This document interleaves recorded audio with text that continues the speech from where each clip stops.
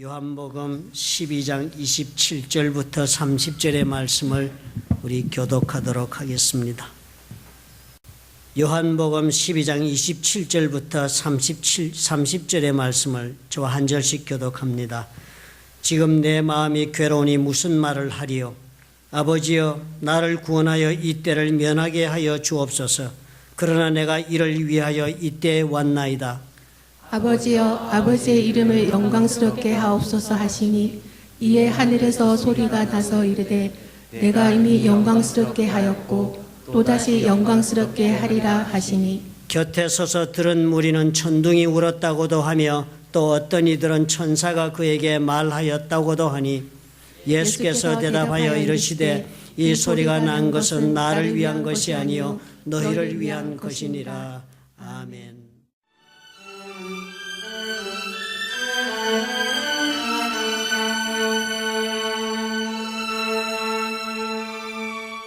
우리가 가장 자주 사용하는 단어 중에 하나가 아마 사랑이라는 단어가 아닌가 생각이 듭니다. 우리가 믿는 기독교는 사랑의 종교임에 틀림이 없습니다.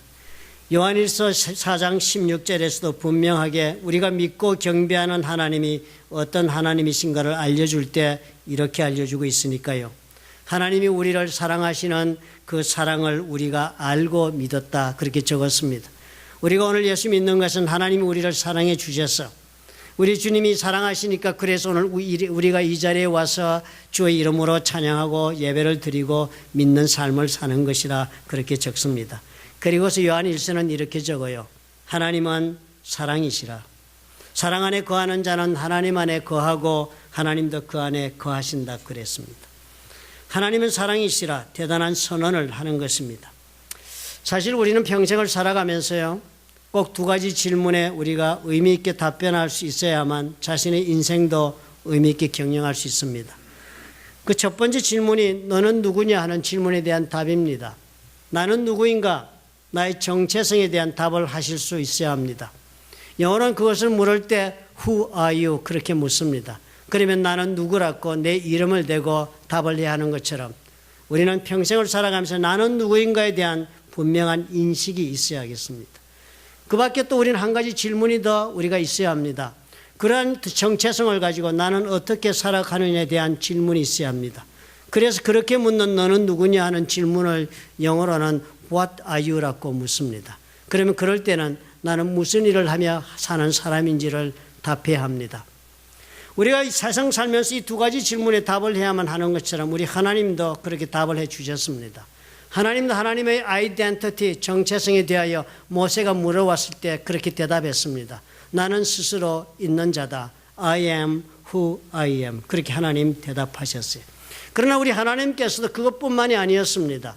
하나님이 나는 스스로 있는 그런 계신 하나님으로서 무엇을 하시는 하나님이신가를 오늘 우리가 보니까 요한 1서에서 답을 해 주십니다.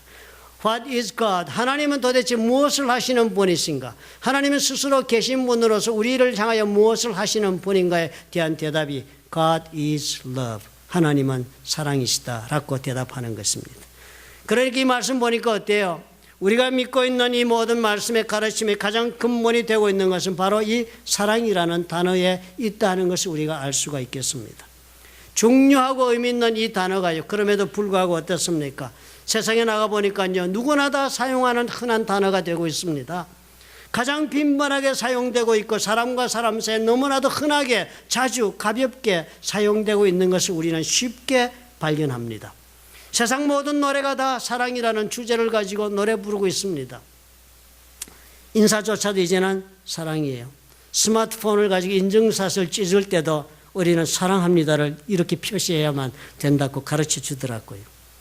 가장 귀한 단어를 할지라도 이렇게 가장 흔하게 우리가 사용하고 있는 그 덕분에 그 본래의 귀하고 또 중요한 의미가 엄청나게 상실되고 또 왜곡되고 그리고 또 손상되어 있는 것도 사실인 것입니다. 귀한 것일수록 우리가 보배롭게 그리고 아껴서 사용을 할 수 있을 것 같은데 사실 우리에게는 이 생명과도 같은 단어인 이 사랑이라는 단어가 어디에서나 우리가 들어볼 수 있고 어디에서나 우리가 접해볼 수 있는 흔하디 흔한 그런 말이 되고 말았으니까 이제는 우리 모두에게 가볍게 귀하지 않은 것처럼 그렇게 여겨지는 때가 되었습니다. 우리가 좋아하며 노래 부르기를 즐겨하는 사랑은 대체로 대단히 꿈꾸는 것 같은 내용들의 가사입니다. 그렇지 않아요? 몽환적입니다. 우리가 소위 그려보는 우리가 육체를 가지고 감당하고 싶은 사랑은 대단히 몽환적입니다. 꿈꾸는 것 같아요. 그리고 너무 환상적입니다. 환상적으로 생각합니다. 실제성이 없습니다. 저 위 구름 어디를 걷는 것 같은 것이 사랑하는 사람의 현재의 감정의 그런 표현이 되고 있는 것과도 같아 보입니다. 대단히 감상적이에요. 이모셔널하고. 그리고 그 사랑의 노래는 다 대단히 가사가 애잔합니다. heartbreaking, 가슴 부서지는 그런, 가슴이 찢어진 그런 가사들입니다. 셀린 디온의 파워 러브 같은 노래를 들어도 그 노래를 들으면 그냥 누구에게나 감상적인 공감도 불러일으켜서 잠깐 동안이라도 감미로운 그 사랑의 꿈에 우리가 다 빠져들게 됩니다. 노래들은 모두가 다 아름답지요. 감동적으로 다 그렇게 부르는데도 불구하고 현실에서의 사랑은 우리가 다들 그렇게 하지 않고 사는 것은 너무나도 분명합니다. 우리는 그렇게 살지 않으니까요. 우리는 그런 사랑하지 않으니까 실질적으로 우리는 이해타산적으로 사랑하고 실질적으로 우리는 자기 중심적으로 사랑하고 살고 지극히 현실적인 사랑을 하며 우리는 살기 때문에 우리는 아마 그런 노래가 꼭 우리를 위로하기 위해서라도 필요한지 모르겠습니다. 그런데요, 세상에서 노래하고 있는 그 사랑이란 그 단어도 그 동일한 단어를 우리가 믿음 생활에서도 그대로 사용하고 있다 하는 것입니다. 실제로 우리가 교회에서 배우고 가르치는 사랑, 하나님의 우리를 향한 사랑, 그래서 우리가 행해야 마땅한 그런 사랑도 이런 세상의 노래 속에서나 또 세상 사람들의 글 속에서 발견하고 있는 사랑과 사뭇 그 내용이 다 다름에도 불구하고 그럼에도 불구하고 우리는 세상의 그 사랑이란 단에 물들고 그리고 또 감정적으로 젖어 있어서 우리가 다 실패한 이야기, 또 사람들이 사랑하는 것처럼 사랑하는 이야기, 그리고 또 집착하고 있는 그 경험에 대한 이야기, 이런 것들로 우리는 오해가 대단히 많은 것입니다. 우리도 그래서 신앙생활을 하면서 그렇게 세상의 노래처럼 사랑하며 살아도 좋은 줄로 생각합니다. 세상의 노래처럼 그렇게 사랑하고 사는 것도 지극히 당연하다고 우리는 생각하기 시작하고 그렇게 교회 생활하고 신앙생활하고 또 그렇게 나는 교회에서 사람을 사랑한다고 말해도 된다고 우리는 착각하고 살기도 합니다. 세상의 많은 말들, 검증되지 않은 사랑에 관한 말씀에 우리는 곧잘 속아 넘어갑니다. 세상의 노래처럼 우리는 살아도 되는 줄로 우리는 체면에 빠져 있어요. 엘비스 프레슬리가 노래하는 것처럼 현명한 자는 사랑에 저돌적으로 달려가지 않아야 한다 생각하고 조영남이가 부르는 것처럼 사랑하면 창문가에 가서 매달리는 집착이 사랑이라고 우리는 생각하고 패티김처럼 가을에는 떠나는 사랑이라고 그게 사랑이라고 우리는 믿고 사랑하고 살지 않아요? 그것이 자연스러운 사랑인 줄로 압니다. 그래서 그런지요, 예수를 믿고 교회를 다니는 사람들 가운데서도 우리가 말하고 있는 사랑이 세상의 유행과 수준을 넘지 못하고 있을 수도 있는 것입니다. 우리는 이제 싫어하는 거예요. 우리는 받은 것도 많고 누리는 것이 많아서 우리는 이제 싫은 것입니다.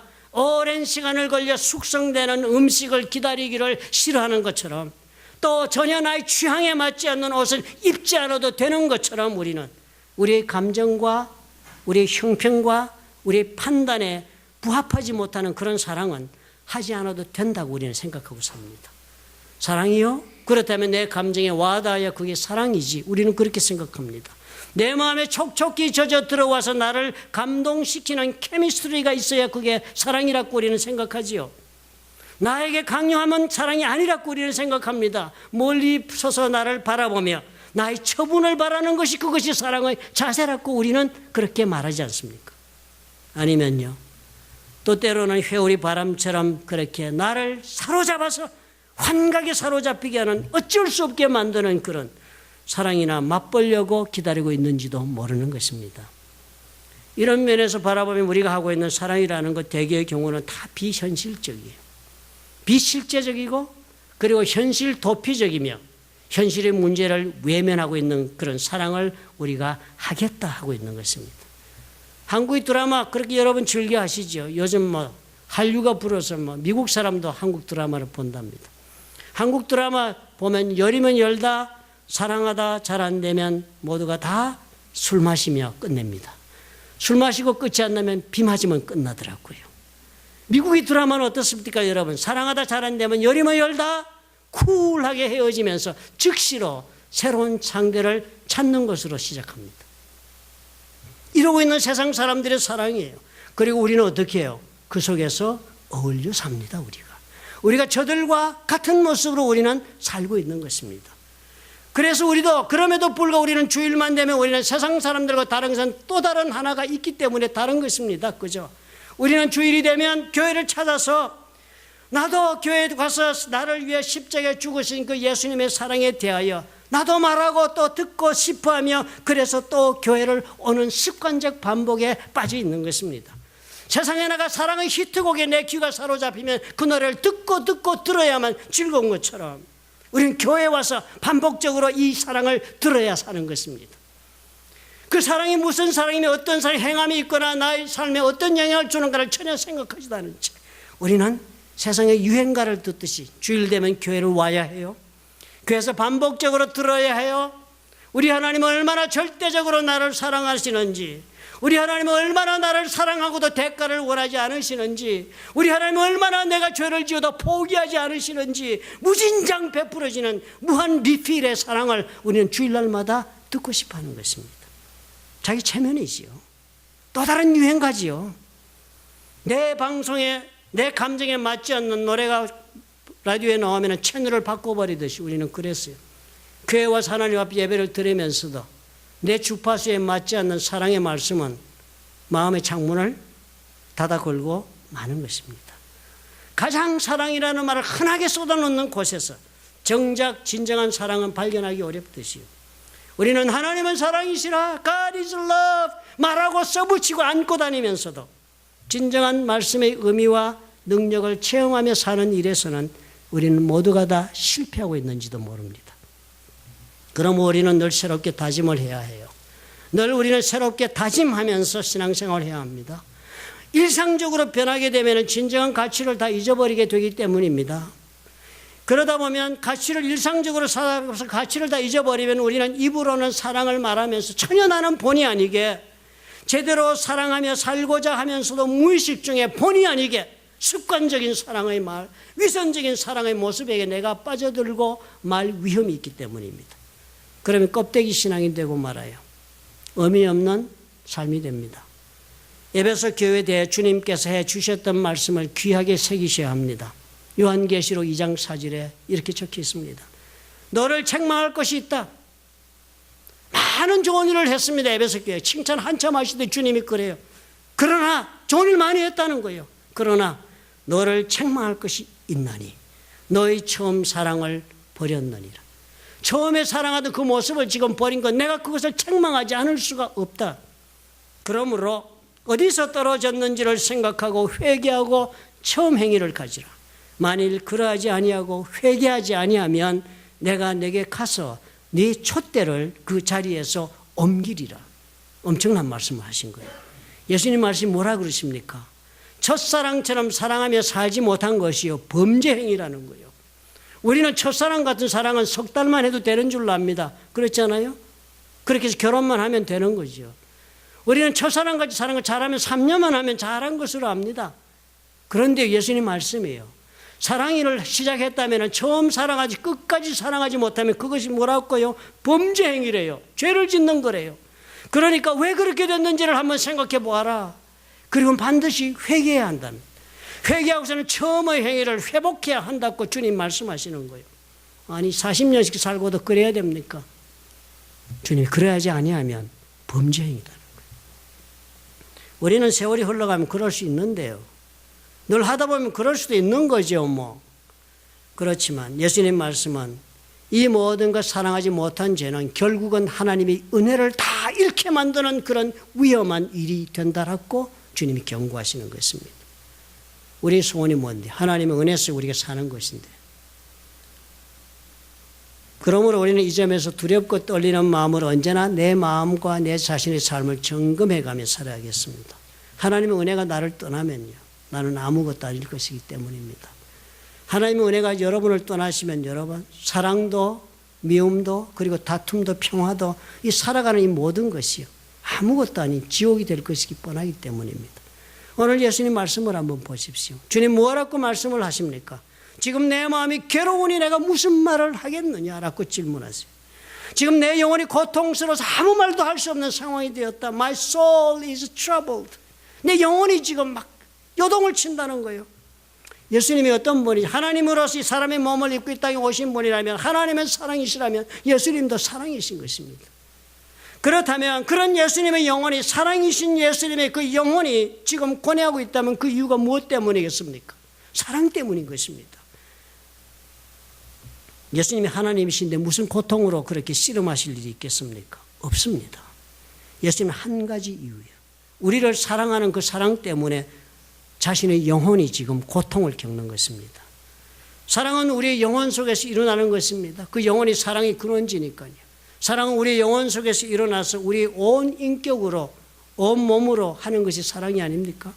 그런데 예수님은요, 바로 그 영혼, 사랑의 그 근원지인 예수님의 그 마음속 깊은 곳에 그 자신의 영혼이 소용돌이 속에 지금 휘말리고 있다는 겁니다. 말로 표현할 수 없는 출렁거림을 지금 겪으시면서 고뇌하시는 것입니다. 그리고 그 원인을 이렇게 설명하세요.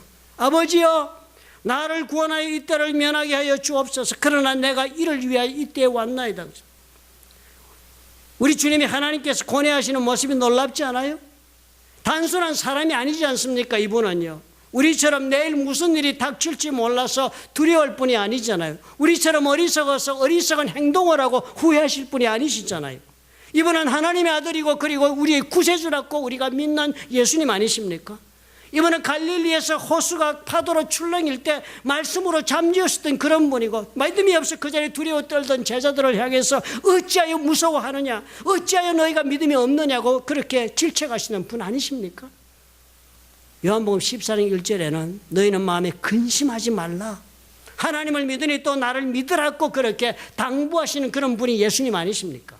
그런 분이 지금 이제 와서 보시니까 이제 정작 십자가에 올라갈 그때가 되었는데 그것을 바라보면서 지금 내 마음이 괴로우니 무슨 말을 할 수가 있겠느냐. 일관성이 없어 보이잖아요. 우리가 여기서 자세히 주목해 보아야 할 것이 있습니다. 예수님의 십자가에 올라가 죽는 그 죽음 때문에 마음의 고통을 겪으신 것이 아닙니다. 예수님의 그 죽음의 순간에 우리를 사랑하여 우리의 죄를 대신하여 그 죄를 짊어지고 죽으시는 그 문제 때문에 지금 주께서 고뇌하고 계신 것입니다. 그 영혼이 그 죄짐을 지고 대신 찍는 그 일 때문에 고통 가운데 지금 흔들리고 있는 것입니다. 죄를 대신 짊어지고 죽어야 하기 때문에 그 죄로 인해서 그 순간 하나님과의 관계가 단절되는 그 단절을 겪어야 하기 때문에 예수님께서 지금 고뇌하고 계신 것입니다. 버림을 받아야 하니까요. 그 고통을 예수님은 그래서 십자가에 처절하게 절규하셨습니다. 엘리 엘리 라마 사박다니, 나의 하나님 어찌 나를 버리시나이까. 자신의 그 고통을 이렇게 쏟아내신 것입니다. 그래서 예수님이 지신 십자가요, 나의 죄를 대신하여 죽으신 그 죽음, 나를 사랑하신 그 사랑의 회능이 이렇게 처절한 것입니다.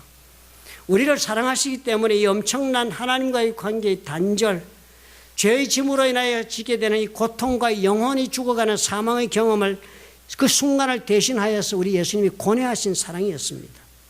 그러니까 우리가 이 고통을 이해하지 못합니다. 우린 죄 가운데 사니까요. 우리는 하나님과의 관계의 단절이 얼마나 큰 고통인가를 우리는 일상에 젖어서 단절된 상태 속에 살고 있으니까요. 예수님의 고통을 우리는 이해하지 못합니다. 그러니까 당연히 우리는 우리를 향한 예수님의 사랑도 제대로 이해하지 못합니다. 예수께서 우리를 사랑하시는 사랑은 이런 사랑이었습니다. 아름답게 몽환적이고 유행가의 노래처럼 그렇게 따스하고 꿈꾸는 것 같고 환상적이고 구름 위를 걷는 것 같고 그렇게 내 앞에 와 있는 그런 사랑, 격정적으로 거부할 수 없어 나를 뜨겁게 달구어주는 그런 육감적인 사랑이 아니라 처절한 사랑이야. 십자가 위에서 절규하면서 목숨을 내어주는 그런 처절한 사랑을 하신 것입니다. 엄청나게 대가를 지불한 사랑이었습니다. 사람들은 이런 사랑이 싫은 것입니다. 그래서 이런 사랑을 주시는 예수님에 대하여도 거부감을 가집니다. 요즘은 다 부담을 싫어하는 세대니까요. 다 가진 것들이 많아서 부담이 싫다는 거예요. 부족하여서 정말 살기가 어려울 때는 누가 도와주면 감사하다 그러지요. 이 집 누구를 도와줄 조심해야 합니다, 여러분.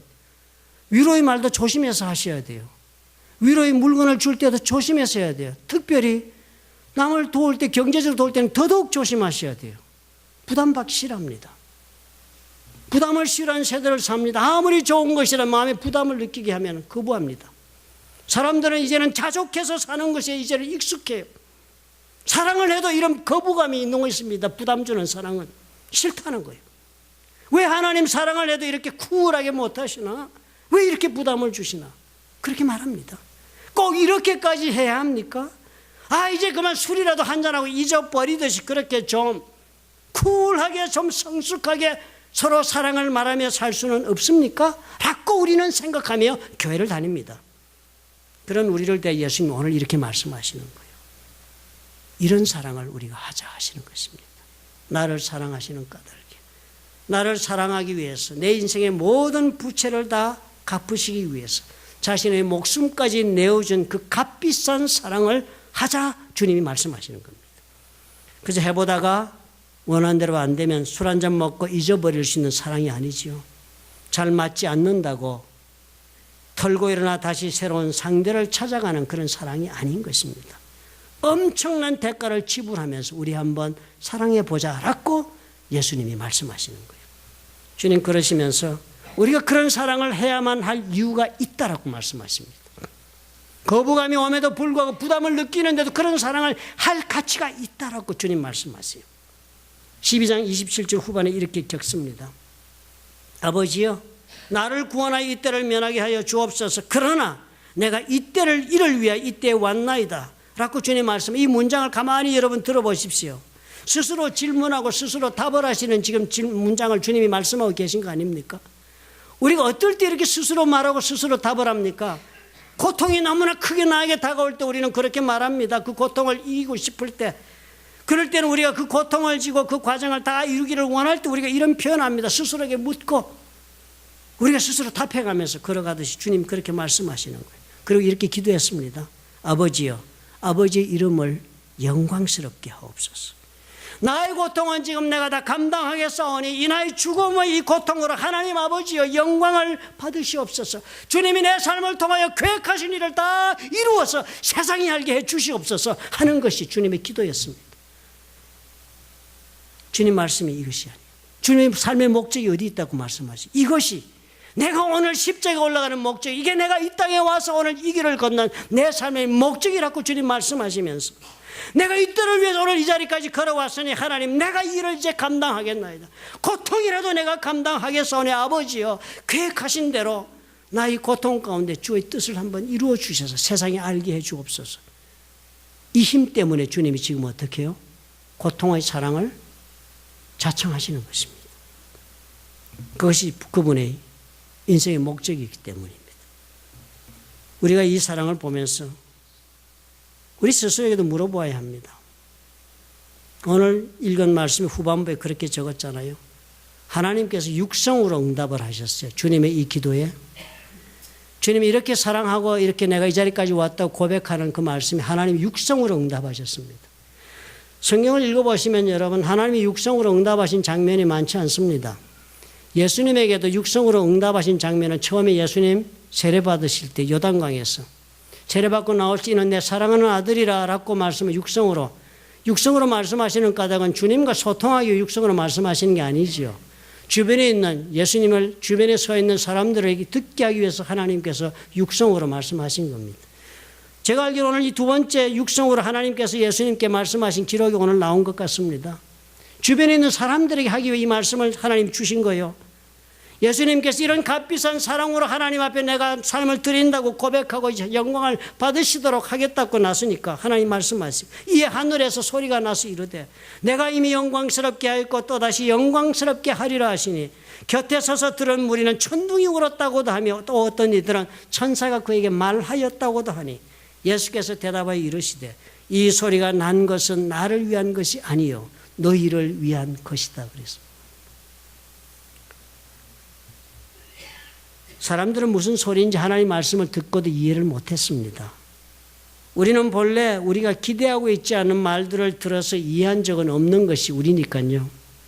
우리가 기대하지 않는 말 남들이 하면 이해하지 않습니다. 이해되지도 않고요. 예수님이 우리에게 설명하면서 알려주시는 것입니다.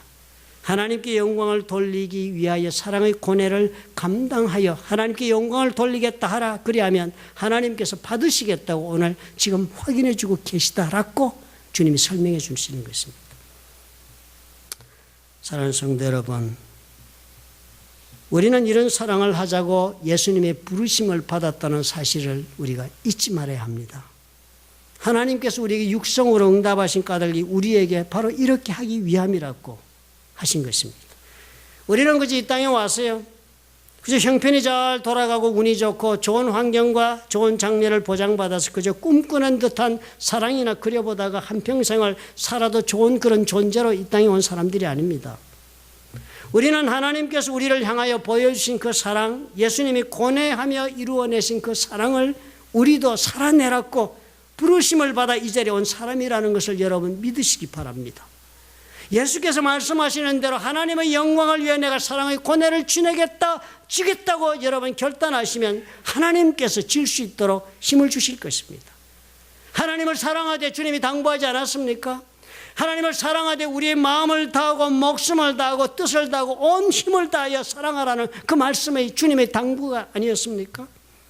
그런 사랑은 보통의 사람이 할 수 있는 사랑은 결코 아닐 것입니다. 그러나 예수를 믿는다면 예수 믿는 사람은 반드시 해야 하고 그리고 또 할 수 있는 사랑입니다. 오늘 조용히 물어보시기 바랍니다. 나의 인생의 목적은 어디에 있는가? 하나님의 영광을 위한 일에 초점이 있게 하십시오. 그리고 그 영광을 위하여 사랑하십시오. 그러나 값비싼 사랑을 하십시오. 고뇌를 지불하는 사랑을 내가 감당하겠다 생각하십시오. 주께서 도와주실 것입니다. 주님도 그 길을 가셨기 때문입니다. 기도하겠습니다. 좋으신 아버지 감사합니다.